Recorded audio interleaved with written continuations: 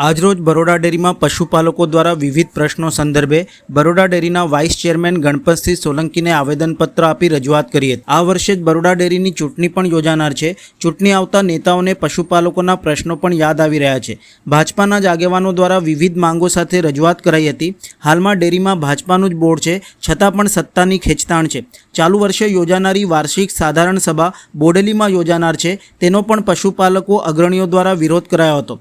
આ સભા વડોદરામાં જ યોજાય અને પ્રમુખ મંત્રીની સાથે પશુપાલકોને પણ બોલાવાય તેવી પણ માંગ કરાઈ હતી। પશુપાલકોના સંતાનોને પણ નોકરી આપવાનો મુદ્દો આવેદનપત્રમાં સામેલ હતો। આવેદન દ્વારા કરાયેલ રજૂઆત સંદર્ભે અર્જુનસિંહ પરમાર દ્વારા જાણકારી આપી હતી। સ્પેશિયલ અમારો રિપોર્ટ હતો કે ભાઈ જે સાધારણ સભા તમે છે બહુ બોડેલી દૂર રાખી છે, તો અહીંયા સારામાં સારો એવો સાધારણ સભાનો હોલ છે, તો અહીંયા મિટિંગ રાખો। સાથે સાથે અમે એમડીને પણ રજૂઆત કરવા આવ્યા હતા કે ભાઈ સાધારણ સભા આપે સ્પેશિયલ અમને આપો। જે તમે માત્ર ને માત્ર પ્રમુખને બોલાવો છો, તો પ્રમુખ એકલાને ના બોલાવો, પ્રમુખ મંત્રી કમિટી સભ્યોને બોલાવો, સાથે પશુપાલકોને બોલાવો। પશુપાલકો સાથે તમે જાહેરમાં મોટું ગ્રાઉન્ડ હોય ત્યાં રાખો અને એમની સાથે તમે આપલે ચર્ચા કરો। સાથે સાથે પશુપાલકોના ઘણા દીકરાઓને નોકરી નથી મળતી। 15-20 લાખ 25 લાખ રૂપિયા લઈને આપ ઘણા લોકોને ભણેલા ગણેલા છોકરા લો છો, પણ અમારા પશુપાલકના દીકરાઓ પણ ઘણા ભણેલા ગણેલા છે, એમની જોડે 25 લાખ 35 લાખ નહીં હોતા, એટલે તમે અમારા દીકરાઓને નોકરી નહીં લેતા, તો તમે એવા અમારા ઘણા ભણેલા ગણેલા દીકરાઓને પણ તમે નોકરી લો, એવી પણ એક અમારી સૂચના હતી। દર વખત સાધારણ સભા વાર્ષિક સાધારણ સભા ત્રિમંદિર દાદા ભગવાન થતી હતી, કાં તો બરોડા ડેરીમાં થતી। આ વખત ખબર નહીં એમને કેમ આટલી બધી દૂર રાખી છે, કાં તો ખબર નહીં સાવલી ડેસરમાં ઘણા સમયથી ચાલતું ડેરીનું આંદોલન છેલ્લા 2-2.5 વર્ષથી 2022થી ચાલતું આંદોલન આવ્યું છે, એના અનુસંધાને મને એવું લાગે કે આ વખતે સાવલીનો ડેસોનો માહોલ અને પશુપાલકો આ વખતે મન મૂકીને ડેરીમાં મળવાના હતા, એમડીશ્રીને મળવાના હતા। એને કદાચ એમને એવી ચિંતા થઈ હશે કે એવું લાગ્યું છે જો પબ્લિક વધારે પડતી આવશે તો હલ્લાબોલ થશે, એ કદાચ એમને ગભરામણ થઈ હશે, કાં તો ગભરાટ હશે ને તો જ એવા આટલા બધા દૂર ભાગ્યા હશે, એવું મને વિચારધારા છે, મને એવું લાગે છે। ભાજપાના અગ્રણી પશુપાલકો સાથે વિવિધ પ્રશ્નોને લઈને રજૂઆત માટે આવતા રાજકારણ ગરમાયું હતું। વડોદરા જિલ્લા ભાજપાના નેતા અને વાઘોડિયાના ધારાસભ્યના અંગત મનાતા કિરીટસિંહ પણ પશુપાલકોના હિતને લઈને મેદાનમાં ઉતર્યા છે। પશુપાલકોને દૂધનો પૂરો ભાવ મળતો નથી કે નથી મળતો ભાવફેર। ગુજરાતની અન્ય ડેરીઓના મુકાબલે બરોડા ડેરીના દૂધ ઉત્પાદકોને ખૂબ જ ઓછો ભાવ મળી રહ્યાનો આક્ષેપ કરાયો હતો। પશુપાલકો લાખોની સંખ્યામાં છે। બોર્ડ ગમે તે પાર્ટીનું હોય, પણ પશુપાલકોને અન્યાય થતો હોય તો અન્યાય સામે લડવા અમે તત્પર છીએ। તમામ ધારાસભ્યોને પણ આ અંગે રજૂઆત કરવા જવાના છે, તેમ અગ્રણી કિરીટસિંહ જાડેજા દ્વારા જણાવ્યું હતું। આ બરોડા ડેરીના જે દૂધ ઉત્પાદકો છે એ તમામ લોકો ગરીબ લોકો છે, એમને પૂરા ભાવ મળતા નથી, પૂરો ભાવફેર મળતો નથી, બોનસ મળતું નથી। જે પ્રમાણમાં ગુજરાતની અન્ય ડેરીઓ આપે છે એના પ્રમાણમાં આ લોકો ખૂબ ઓછું આપે છે। એટલે આ પશુપાલકો જીવતા રહે, અને આ પશુપાલકો ભારતીય જનતા પાર્ટીના છે, અને એ પશુપાલકોના પ્રશ્નોને લઈને આજે અમે બરોડા ડેરી ખાતે આવ્યા છે। આ પશુપાલકો લાખોની સંખ્યામાં છે, અને એ લાખોની સંખ્યાના પશુપાલકો ભારતીય જનતા પાર્ટીની વિચારધારા છે। એ બોર્ડ ગમે તે પાર્ટીનું હોય, પણ જ્યારે પશુપાલકોને અન્યાય થતો હોય તો એ અન્યાય સામે લડવા માટે અમે હંમેશા તત્પર છે। અમારા તમામ ધારાસભ્યશ્રીઓ વડોદરા જિલ્લાના, એમને પણ અમે આ રજૂઆત કરવા જવાના છે, અને એમને પણ અમે આ રજૂઆત કરીશું કે આ પશુપાલકો આપણા મતદારો છે, અને એમને થતો અન્યાય દૂર થાય એમાં તમે પણ સહકાર આપો। એટલે એ પણ અમે અમારા ધારાસભ્યોને રજૂઆત કરવા જવાના। ડેરીના હિતમાં તથા પશુપાલકોના પ્રશ્નો મામલે આગળ આવેલ પૂર્વ ચેરમેન અજીતસિંહ ઠાકોરને શું આ ચૂંટણીલક્ષી રજૂઆતો છે કે કેમ, તેમ પૂછાતા તેમણે કહ્યું હતું કે કોઈ ઇલેક્શન ફંડા નથી, સભાસદોના હિત માટે રજૂઆત કરવા માટે આવ્યા છે। 400થી 500 દૂધ મંડળીઓ બંધ થઈ ગઈ છે, દૂધ ઉત્પાદકો બેકાર થઈ ગયા છે, જેથી આવેદનપત્ર આપવા આવ્યા છે। ઘણા બધા પ્રશ્નો છે, 2012થી લોકો કંટાળી ગયા છે, આ યુદ્ધ એમની સામે લઈને આવ્યા છે। તો આવવાનું છે, જવાનું છે, સભાસદના હિતમાં આ યુદ્ધ ચાલે છે, જેના કારણે આજે આવેદનપત્ર અમે આપવા આવ્યા છે। જિલ્લાની 450થી 500 દૂધ મંડળી બંધ થઈ ગઈ છે, જેના કારણે વડોદરા જિલ્લાના અને છોટાઉદેપુર જિલ્લાના સભાસદોને ગાય ભેંસ વેચી અને નવો મજૂરીનો ધંધો ચાલુ કરવો પડ્યો છે। એના કારણે આ આવેદનપત્ર અમે આપવા આવ્યા છે। જિલ્લાના ખેડૂતોની હિતની આ લોકો પાસે કોઈ યોજનાઓ જ નથી। આજે ભાવફેરની સાધારણ સભા 6મા મહિનામાં બોલાવવાની, આજે 9મો મહિનો આવ્યો। ગામડાના પવિત્ર તહેવારો ટાઢીસીરી, રક્ષાબંધન એવા તહેવારોમાં સભાસદોને બોનસ ના મળે તો ગામડાની પરિસ્થિતિ અત્યારે એટલી બધી ખરાબ છે કે 200 રૂપિયા કોઈના ઘરમાં ના નીકળે। તો બી આ લોકોના ગેરવહીવટના કારણે ભાવફેરની રકમથી લઈ દૂધના ભાવમાં વધારો કશું કોઈ જાતનો ભાવ વધારો છે નહીં.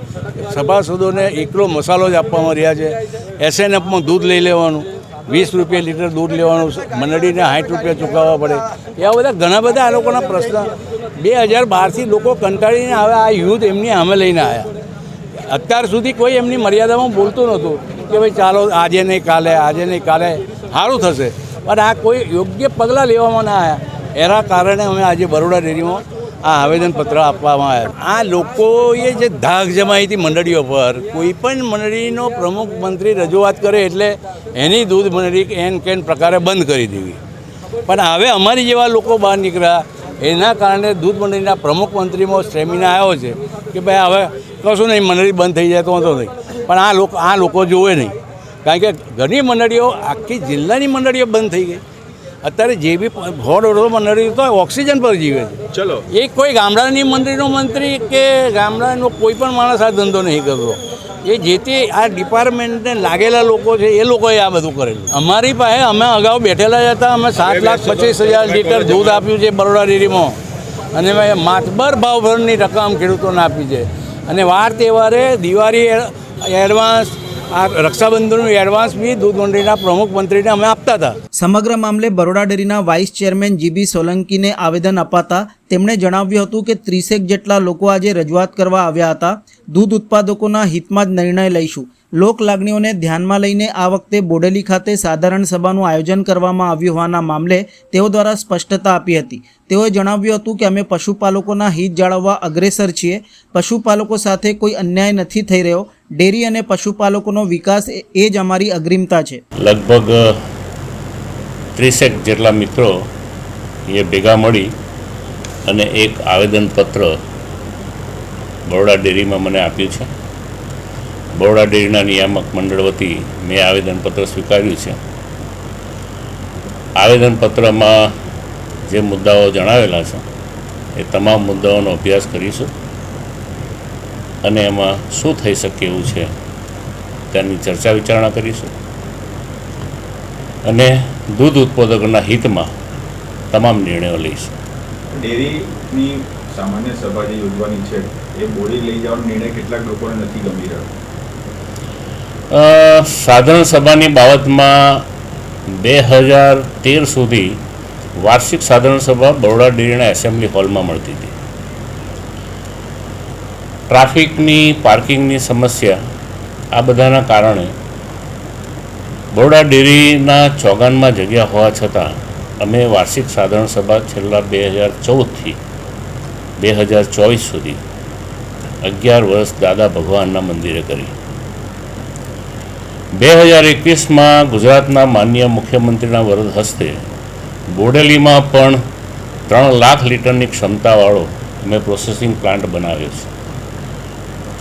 ત્યાં પણ આજે બરોડા શહેરમાં અમે જે ગોલ્ડ મિલ્ક પેક કરીએ છીએ એનું પ્રોસેસિંગ બોડેલી પ્લાન્ટમાં થાય છે. અને બોડેલી પ્લાન્ટ 2021માં ખુલ્લો મુકાયો, એનું લોકાર્પણ થયું, ત્યારથી એક લાગણી એવી પણ હતી કે સાધારણ સભા જેવા જે પ્રસંગો છે એ બોડેલીમાં કરવામાં આવે, નવા પ્રોસેસિંગ પ્લાન્ટમાં કરવામાં આવે. એને ધ્યાનમાં લઈ અને આ વર્ષે વાર્ષિક સાધારણ સભા છે તે અમે લોકો એ બોડેલી કરવાનું નક્કી કર્યું અને એની 11મી તારીખે જ અમે એક જાહેર નોટિસ પણ પ્રસિદ્ધ કરી દીધી છે. અને એમાં અમારે જે કરવાના કામ હોય છે એ વાર્ષિક સાધારણ સભામાં કરવાના કામ એ કાયદાથી, નિયમોથી અને પેટા કાયદાથી નક્કી હોય છે. અને એ કામકાજ કરવા માટે આગામી 4 સપ્ટેમ્બરના રોજ બોડેલી પ્રોસેસિંગ પ્લાન્ટ મુકામે વાર્ષિક સાધારણ સભા મળશે. બહુ ઊંડો વિષય છે અને સામાન્ય રીતે કોઈની સમજમાં, ગ્રાહકની કે ઉત્પાદકની સમજમાં ન આવે એવું આખું ગણિત છે આ દૂધના ધંધાનું. પણ જેમ દૂધના ભાવ, ખરીદીના ભાવ દરેક ડેરીના જુદા જુદા છે. દરેક ડેરીમાં દૂધની આવક છે, જથ્થો છે, એ પણ જુદો જુદો છે. અને જેનો જથ્થો વધારે હોય એને ઓવરહેડ્સ ઓછા આવે, ફિક્સ કોસ્ટ એને ઓછી આવે. જે ડેરીનું દૂધ ઓછું હોય એને ઓવરહેડ્સ એટલે ફિક્સ કોસ્ટ વધુ આવે. અને બીજા એવા અનેક કારણો છે જેને લઈ અને દરેક ડેરીના ભાવ અને ભાવફેરમાં ફરક પડતો રહેશે, અને એ તો રહેવાનો જ છે. સર, તમારી કામગીરી સારી છે, ડેરીની કામગીરી સારી છે, કેટલાક લોકો નથી ગમતી. હવે અમારા દૂધ ઉત્પાદકોના હિતમાં અમે લોકો કામ કરતા રહીએ છીએ. દૂધ ઉત્પાદક સિવાયના કોઈ વ્યક્તિઓને કદાચ અમારી કામગીરી ન ગમે, એ તો જ્યારે જ્યારે લગ્ન લેવાય ત્યારે ત્યારે ઢોલ તો વાગે છે. તો પશુપાલકોની એવું પણ કહેવું છે કે મહારાષ્ટ્રથી દૂધ મંગાવવામાં આવે છે, જ્યારે સ્થાનિક પશુપાલકોને જે પોષણક્ષમ ભાવ નથી મળતા તેના કારણે ડેરીને બહારથી દૂધ લેવું પડી રહ્યું છે. બરોડા ડેરીમાં લોકો એવું જે કહે છે ને, જે લોકો બૂમો પાડે છે કે હવે બહારથી દૂધ લાવે છે. 2012 સુધી તો બહારથી જ દૂધ લાવવામાં આવતું હતું. ત્યાર પછી બરોડા ડેરી સ્વનિર્ભર થઈ છે, અને મહારાષ્ટ્રથી અત્યારે કોઈ દૂધ લાવવામાં આવતું નથી.